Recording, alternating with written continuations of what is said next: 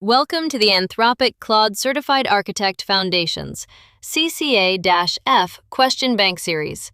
In this video, I've got 10 exam-style practice questions lined up for you, covering the kind of agentic architecture, Claude code, prompt engineering, tool and MCP design, and context management scenarios you'll see on the real CCA-F exam. Each question comes with the correct answer and a full explanation, including why the wrong options are wrong. Here's how to get the most out of this. When a question appears, pause the video, pick your answer, then hit play to check yourself. Ready? Let's dive in.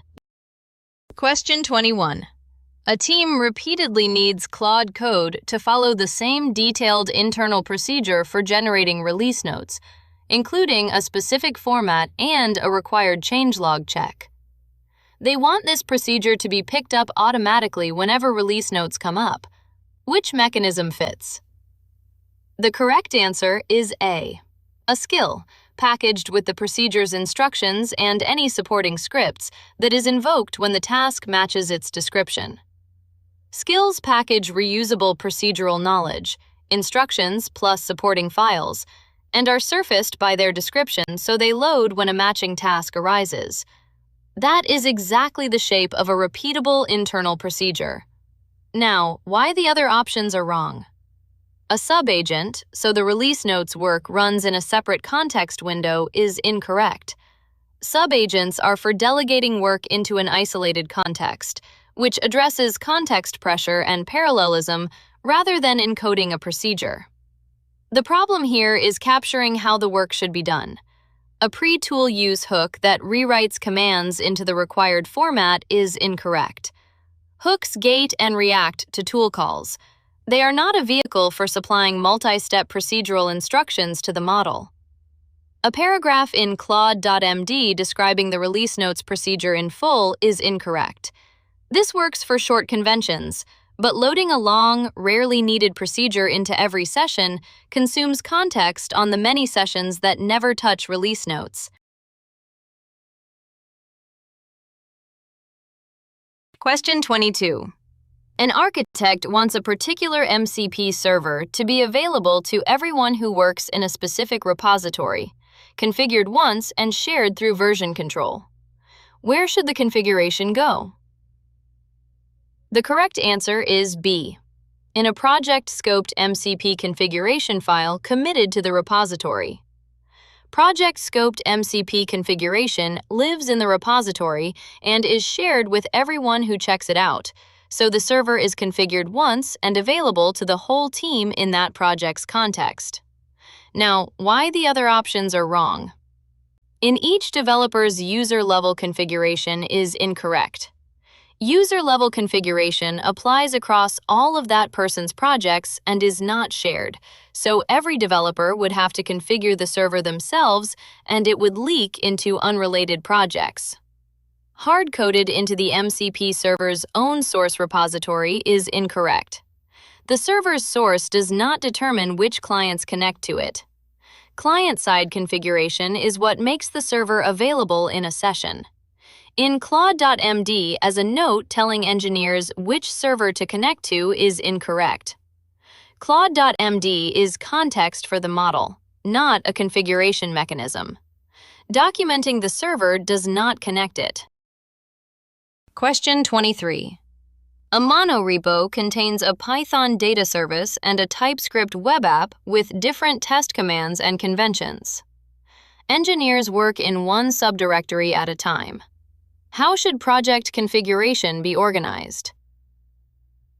The correct answer is C, a root Claude.md for repository-wide conventions, plus a Claude.md in each subproject directory carrying that subproject specifics. Configuration is layered. Shared conventions live at the root, and directory-level files add the specifics that apply when working in that subtree. Each engineer gets repository-wide rules plus the right subproject detail without the other project's noise. Now, why the other options are wrong? A single root Claude.md containing the full conventions for both subprojects is incorrect.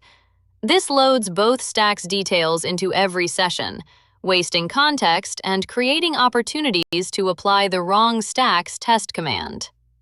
No Claude.md, letting the model infer conventions from the code in each directory, is incorrect. Inference from code is unreliable for things like which test command to run, and it costs exploration on every session to rediscover facts that could simply be stated. A Claude.md only in each subproject with nothing at the root is incorrect. This handles subproject specifics but drops genuinely repository-wide conventions, which then have to be duplicated in both files and kept in sync. Question 24. An enterprise platform team has built a set of skills, a custom / command, and an MCP server configuration that they want to distribute to 40 engineering teams as one installable unit. What should they produce? The correct answer is D, a plugin that bundles the skills, commands, and MCP server configuration together for installation. Plugins exist to package skills, commands, and MCP servers as a single installable bundle, which is what turns an internal toolkit into something 40 teams can adopt in one step and receive updates for. Now, why the other options are wrong. A shared Claude.md that each team copies into their repository is incorrect. Copying a file into 40 repositories creates 40 divergent forks with no update path, and Claude.md cannot carry commands or MCP server configuration anyway. A single large subagent definition that encapsulates all of the behavior is incorrect. A subagent is one delegated worker with its own context. It is not a distribution format and cannot carry / commands or server configuration. An internal wiki page with copy and paste setup instructions for each team is incorrect. Manual setup across 40 teams guarantees inconsistent installs and makes updates a re-instruction exercise rather than an upgrade. Question 25. A team wants their formatter and linter to run automatically every time Claude Code modifies a source file, so style problems never reach a commit. What is the appropriate mechanism? The correct answer is A, a post-tool use hook triggered on file edit tools that runs the formatter and linter. Post-tool use hooks fire after a tool has completed, which is precisely when a newly written file should be formatted and linted. It makes the quality gate automatic and independent of whether the model remembers to do it. Now, why the other options are wrong. A pre-tool use hook that formats the file before the edit is applied is incorrect. Formatting before the edit runs against the old content and is immediately overwritten by the model's write. The gate has to run after the change lands. An instruction in Claude.md asking the model to run the formatter after each edit is incorrect. This usually works but depends on the model remembering on every single edit. A deterministic hook is the reliable form of an always-on gate. A scheduled job that formats the repository once per night is incorrect. Nightly formatting leaves unformatted code in the working tree and in any commits made during the day, which is what the team wants to prevent.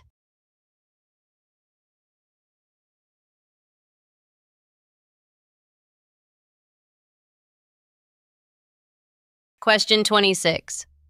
A regulated environment requires that Claude Code sessions be prevented from making outbound network requests to any host that has not been explicitly approved. What is the right way to configure this? The correct answer is B. Configure permission rules that deny tool usage by default and explicitly allow only the approved hosts and commands. A default deny permission configuration with an explicit allow list is the standard least privilege posture. Anything not enumerated is refused, so an unapproved host cannot be reached even if the model attempts it. Now, why the other options are wrong. Add a Claude.md instruction listing the approved hosts is incorrect. Documenting the allow list as context does not enforce it. A permission control has to be evaluated in the execution path. not suggested to the model. Rely on the model to ask for confirmation before each network request is incorrect. Interactive confirmation depends on both the model prompting and the human answering correctly every time. In a regulated environment, the constraint must be enforced automatically. Review session transcripts weekly for unapproved requests is incorrect. Weekly review is a detective control that finds violations after they have occurred. The requirement is prevention. Question 27. Engineers on a team type out the same lengthy, multi-step prompt several times a day to kick off a standard code review. They want a short, shared way to invoke it.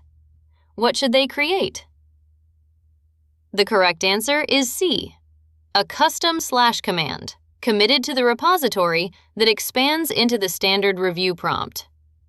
Custom / commands turn a frequently repeated prompt into a short, named invocation, and committing it to the repository means the whole team shares one canonical version. Now, why the other options are wrong? A sub-agent that performs code review in an isolated context is incorrect. A sub-agent is a reasonable code review pattern, but the stated problem is the repetitive typing of a known prompt. A command is the direct answer to that. A paragraph in Claude.md containing the full review prompt text is incorrect. Claude.md would load this long prompt into every session, including the many that are not doing a code review, and engineers would still have to ask for the review. A pre-tool use hook that injects the review prompt is incorrect. Hooks gate tool calls. They are not a mechanism for launching a user-initiated workflow.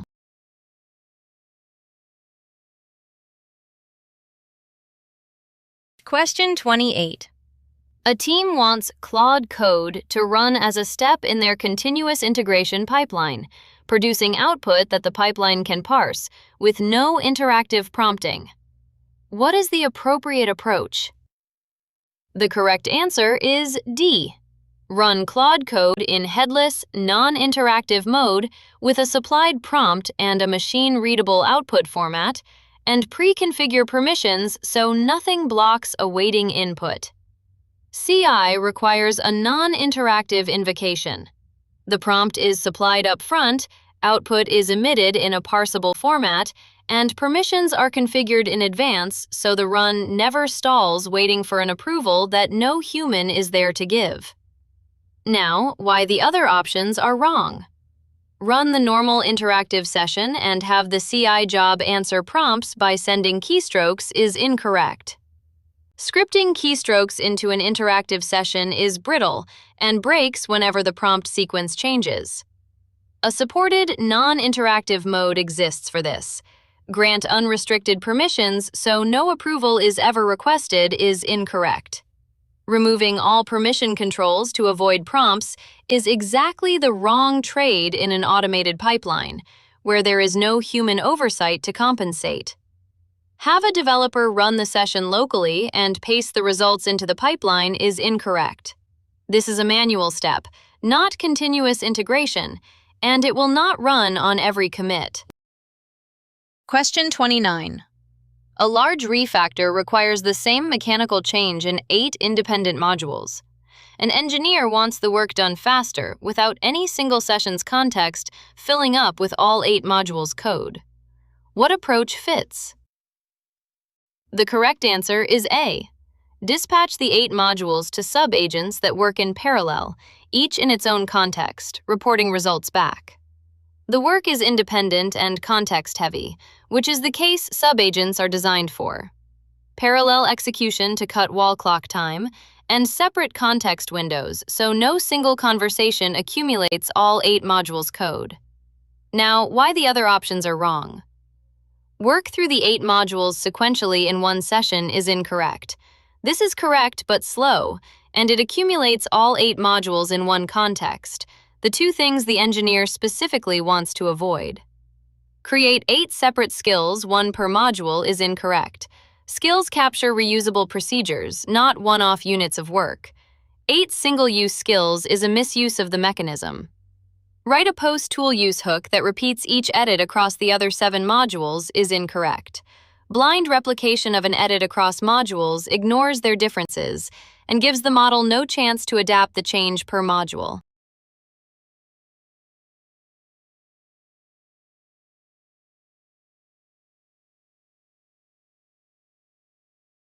Question 30. A team wants each Claude Code session to begin already knowing the current sprint's ticket list, which changes daily and lives in an external tracker. What is the most appropriate mechanism? The correct answer is B. A session start hook that fetches the current ticket list and adds it to the session's context. Session start hooks run when a session begins and can inject freshly retrieved context. That is what makes daily changing external data available automatically, without anyone editing a file. Now, why the other options are wrong? A Claude.md file listing the current sprint's tickets is incorrect.